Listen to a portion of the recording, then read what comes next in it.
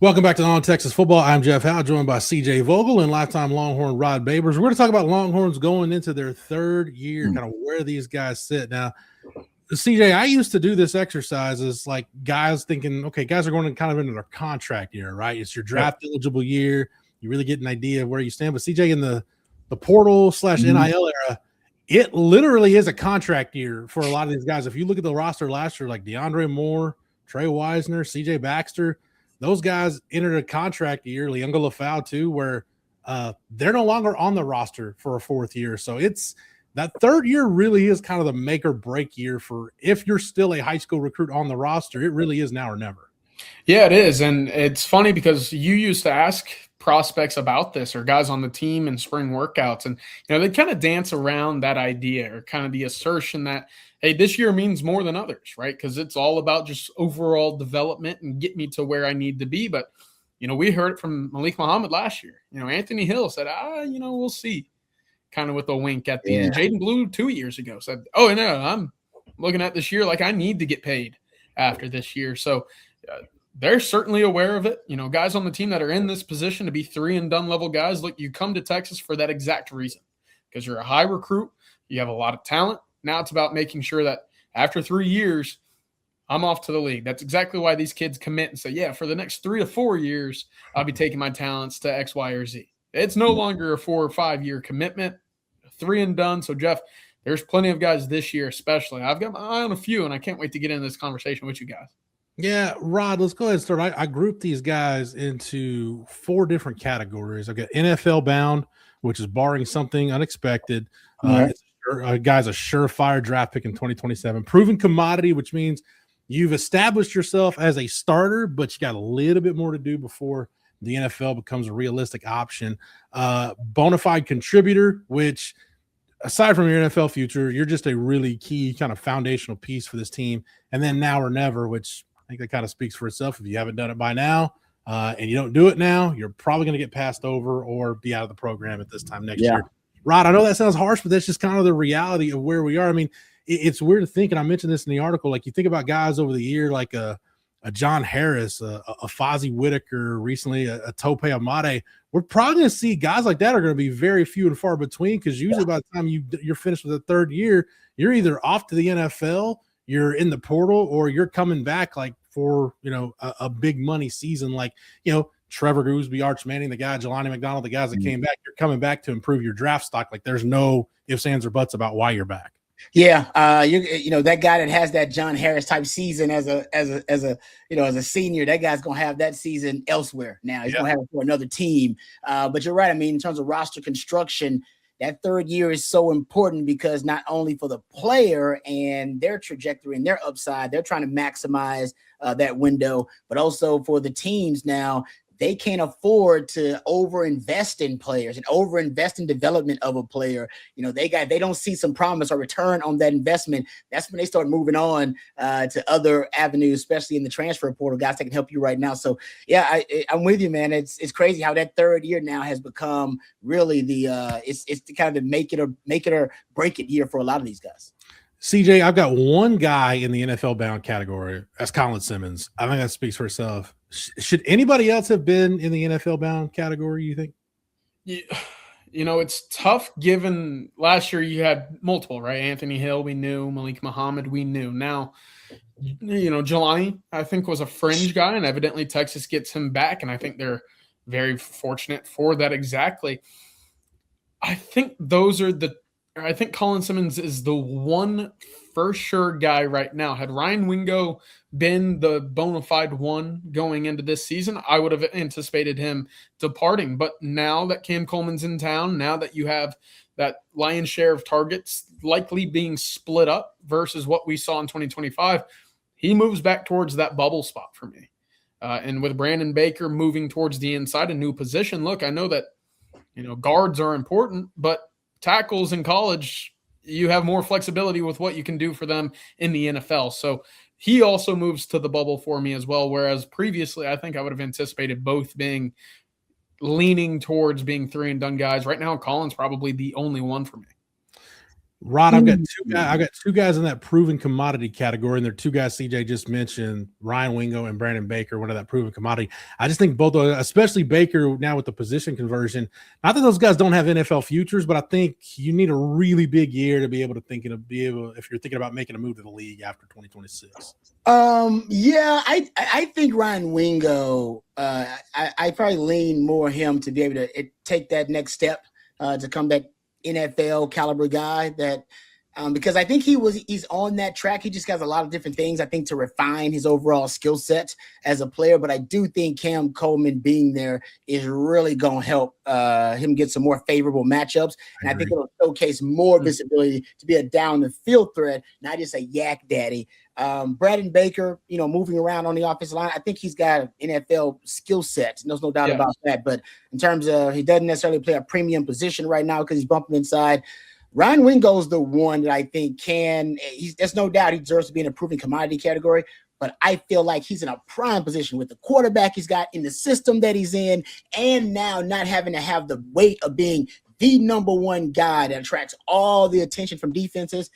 I got a feeling that he's going to take another step closer to being that NFL guy for you. If I can add to that real quick, Rod, he's going to continue to be your yak guy in the receiving room, at least to begin the year until you really earn the trust of a Jermaine Bishop, perhaps. But when you look at that wide receiver room and what the skill sets look like, the quick screens, the underneath passes that go for extra yards, that's going to remain Ryan Wingo's because that's not necessarily the game of Cam Coleman. We've seen Emmett Mosley kind of be that lead blocker out front as well. So he's going to maintain that, share of the offense. And I don't think it's going to go away anytime soon. Yeah. To your point, Rod, A.D. Mitchell wasn't the number one wide receiver when his 1 year at Texas, and he got pretty high. And say the same thing about Matthew Golden. He wasn't the number one receiver until later in the year when Isaiah Bond he just couldn't go because of the injury. I want to get CJ. I'll start with you, and I want y'all's opinion on both these guys. The guys I put in the Bonafide contributor category, which I don't really know what their NFL future is. I don't think we've seen enough, but I know they're really important.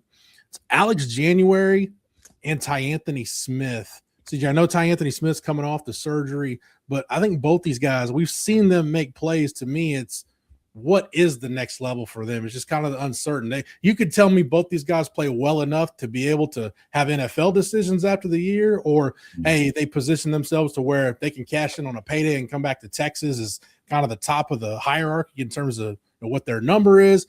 Just two really intriguing guys for me. Yeah, I'll start with Alex January because I think, again, you talk about premium positions, defensive tackles that play for 3 years in the SEC. That typically goes a long way, especially when you start playing as young as you are. So, I know Texas will probably put up a hero canoe-like fight to retain him for 2027, regardless of the year that he has. But, he's got the tools. He's got the production. He's got the experience. He checks the boxes, the height, the weight, everything to be a three-and-done guy at the University of Texas. So I kind of lean more towards, after a strong season, it wouldn't surprise me one bit if he does leave. Now, for Ty Anthony Smith, I think his decision on whether or not he will be NFL bound after this year is actually occurring right now. And what I mean by that is you're not an NFL guy at 215 pounds, or at least, playing in the middle of the field. That's very rare, right? And that's what he was listed at going into the season in 2025. 216 pounds is what he played at. How big does he get? Because the instincts are there. We've seen that. The ball skills are there. We saw that against Michigan. He was one of Texas's most impactful linebackers when on the field outside of Anthony Hill, right? So the playmaking is there. Will the size translate? And is it at a spot that NFL scouts will look at and say, okay, we know he checks every box. I think that decision's being handled right now. Otherwise, look, it doesn't hurt to come back. And when Rasheem Biles leaves after this year, hey, Ty Anthony Smith, I'm sure you're going to be in a position to make yourself quite a bit of change, in 2027 as well. Yeah, and Rod, that's kind of where I'm at with Ty Anthony Smith. NFL future aside, like if he came back to Texas, I would expect it to be, he's going to be making a good amount of money. Forget the NFL future. Really, really good, productive college football players. You'll keep a bunch of those guys, as many of those guys as you can on your roster. I totally agree. And I think having a year with Rasheem Biles, a guy who has a similar frame, kind of an undersized linebacker, will also help out Ty Anthony Smith. I think he's going to learn a lot of tricks of the trade from Rasheem Biles, who's a seasoned veteran and also a guy that's just seen so much football. And, I'm with you guys. He's not playing a premium position. And if you're not going to test out like a Sonny Styles or an Orville Reese at the combine, there's a good chance at a non-premium position like that you can get a guy like that to come back to school unless, he has a blockbuster year and he's going to be drafted really high. That's a great question to have. I mean, a great problem to have. But I think ultimately, I can see a guy like Ty Anthony Smith coming back to be kind of the heart and soul of your defense after Rasheem Biles leaves. There's no doubt. Yeah. No doubt. CJ, I'll start with you. There are 5 guys in the now or never group, which, hey, they got to make their move now, or they're probably getting passed over. Probably going to be, as Rod said, if they're going to play their best year of college football, it's probably going to be somewhere else as true seniors in 2027. Kobe Black, Xavier Filsaime, Jordan Johnson-Rebel, Wardell Mack, Zena Amozolo. CJ, of those 5 guys, which guys do you think is most likely to have that breakthrough year and really establish themselves as kind of a cornerstone piece of this program? Yeah, I look at Zena on the defensive end spot, and I thought he played well in 2025 when given the snaps. Of course, Ethan Burke kind of took over that run stuffing edge position. Well, we've seen for a few years now that Barron Sorrell's taken a few years to get to his peak. Ethan Burke took several years to get to his peak. I think that's going to be the same trajectory for Zena, who, again, you see him in person, and he's a completely different looking player and kind of the prototypical build that you want on the strong side edge position. So I am really bullish on what Zena can do for this defense, especially now with Will Muschamp coming in. What does that mean for his usage? Does he spend inside for a few snaps? Is he a guy that only plays on the edge? I don't know, but what I saw in 2025, I thought was very encouraging for a guy that it felt like the game slowed down and he became more of a factor when on the field. Of course, having to fend off of Richard Wesley and Lance Jackson is going to be very crucial here. But of those guys that were listed, Jeff, I'm kind of all in on Zena. He's the safest bet, probably, especially considering how hard the staff fought to keep him from going into the portal. He was great one that put up a fight for. Rod, of those 5 guys, who's your guy that you got your eye on? I like the Zena pick. That's a good one. I also feel like, I was a little surprised, that they fought hard to get Kobe Black back into the fold too. So I want to say Kobe Black, but that cornerback position right now, you got young guys, Grayson Littleton, you got young Cade Phillips out there. Not sure how much, and obviously you got a veteran Bo Masco. Not sure how much Muschamp's going to try to rotate those corners.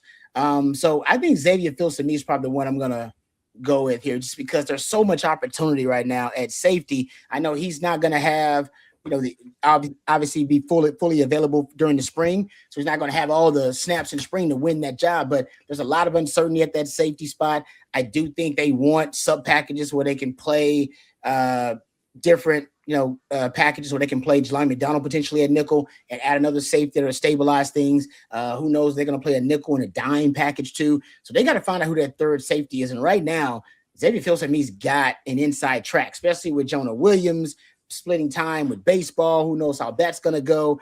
Derek Williams, there's still uncertainty there. He's going to come back to being the type of player he was prior to the injury.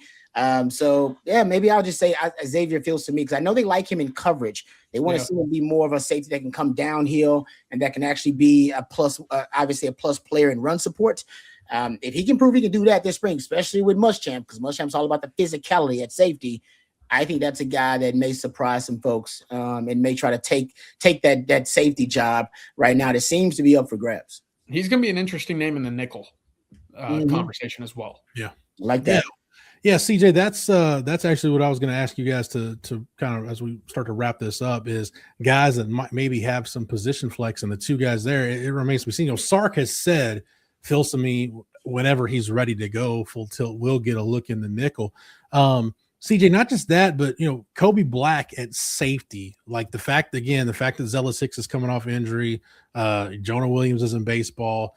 I don't know how much run you want to give Jelani McDonald. You probably just want to make sure, hey, get your work in and get out and watch practice. Like, we don't want you, run the risk of him getting hurt this spring. I feel like there's an opportunity, CJ. You think they'd take a look at that? I think so because look, I don't want to be overly critical here, but we hear things and we see things from practice that lends us to conclusions made about, or I guess projections for the upcoming season. And for Kobe Black specifically, I still wonder if he has the top end foot speed to play the cornerback position. Right? Mm-hmm. He played well against Texas A&M when you're in that press man coverage. He's long, he's physical. I think that bodes well for him. But if you test him time and time again, we saw it against Florida, right? Yeah. It feels like when he's on the field, the first things teams do are say, all right, let's get our best wide receiver out there and let's go deep.